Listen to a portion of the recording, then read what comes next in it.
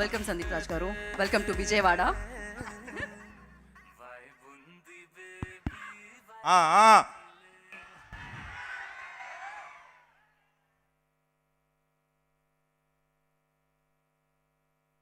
చాలా ఏళ్ళగా ఇలా విజయవాడలో ఒక స్టేజ్ మీద నుంచొని మాట్లాడాలన్న కోరిక నా సినిమాతో జరుగుద్ది అనుకున్నా. సినిమాకి కొంచెం ముందు మిరాయితో జరిగింది. చాలా చాలా ఆనందంగా ఉంది. ఫస్ట్ ఆఫ్ ఆల్ అందరికీ హాయ్.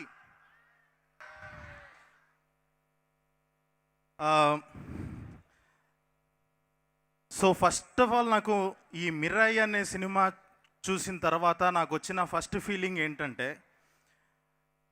ఒక తెలుగు ఫిలిం ఇండస్ట్రీ గురించి ఒక డిఫైన్ చేసే ఒక లైన్ వచ్చిందనమాట ఈ మిరాయి సినిమా చూడంగానే.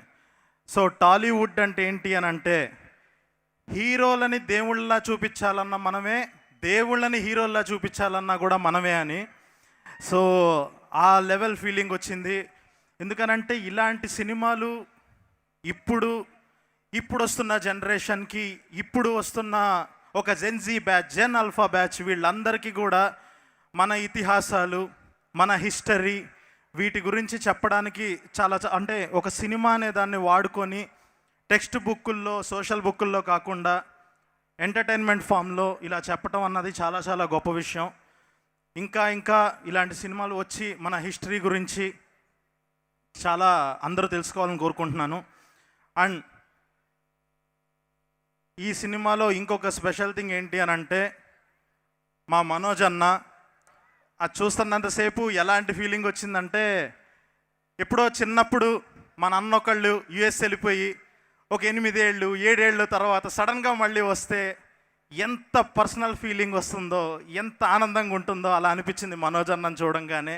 చాలా చాలా హ్యాపీ అనిపించింది. ఒక విలన్గా బ్లాక్ స్వర్డ్ అనే క్యారెక్టర్లో చాలా ఫుల్ హైస్ ఇస్తూ, ఒక విలనిజం చూపిస్తూ, లుకింగ్ ఫార్వర్డ్ అన్న మన ఇద్దరం కూడా ఒకరోజు ఇలా చూపించాలని అనుకుంటున్నాను.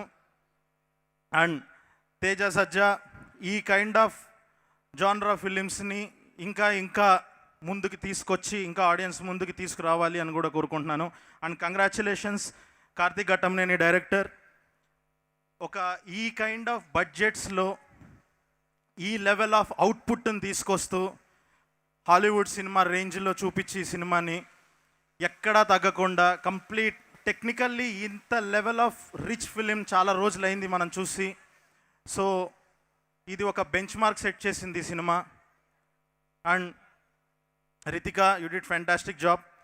అండ్ ఒక బ్లాక్ బస్టర్ సినిమా కావాల్సిన బిగ్గెస్ట్ రూల్ ఏంటనంటే, ఒక strongest ever female character Shreya గారు ఇందులో ఆ క్యారెక్టర్తో పాటు సినిమాని కూడా చాలా హోల్డ్ చేశారు.